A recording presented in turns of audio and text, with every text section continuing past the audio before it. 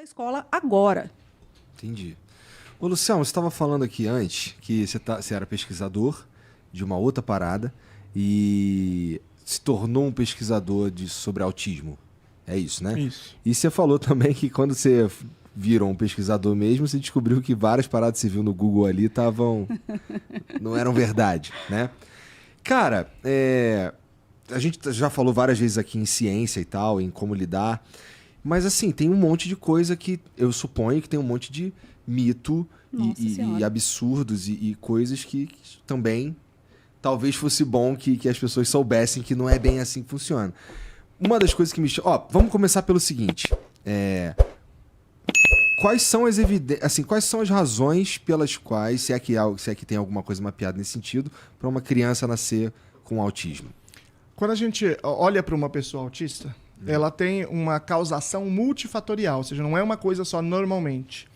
E aí é difícil a gente distinguir, no caso individual, qual é essa causação. Tá. Hoje, nós trabalhamos principalmente com uma pesquisa de 2019, muito grande, envolveu 5 países, mais de 2 milhões de pessoas, para a gente entender a probabilidade, a composição. A composição é mais ou menos a seguinte.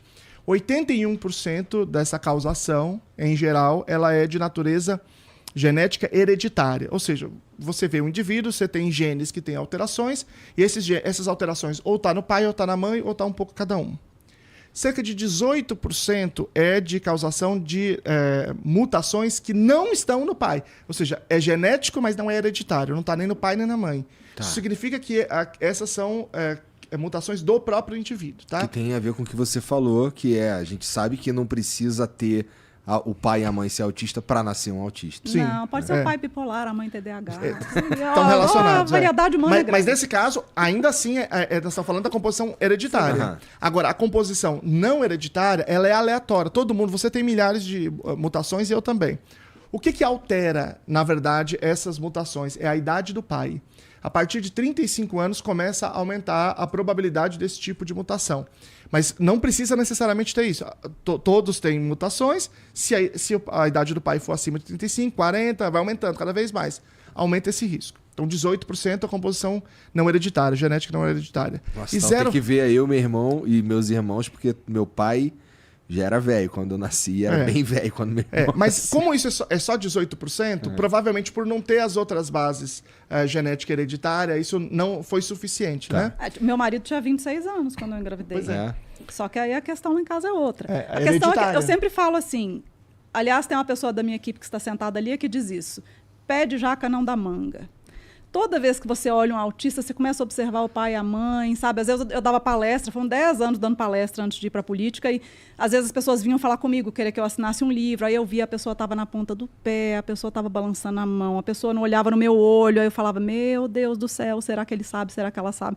Não estou diagnosticando, mas tem alguns sinais que são muito claros, né, nas pessoas, e a coisa que está ficando mais comum ultimamente, inclusive, é pai e ou mãe ser diagnosticada depois do filho, que foi o que aconteceu com o Lucelmo, foi o que aconteceu comigo, né? É bem comum. E aí 0,4% a 1,2% é de composição de fatores que são intrauterinos. Veja, nada é depois que nasce. Tá. Mas intrauterino tem 3 fatores que a gente sabe. Um é consumo de ácido valproico, que é um anticonvulsivante. Quando a gente quer fazer modelo animal, por exemplo, de rato com autismo, a gente pega a ratinha e injeta ácido valproico na barriga, né?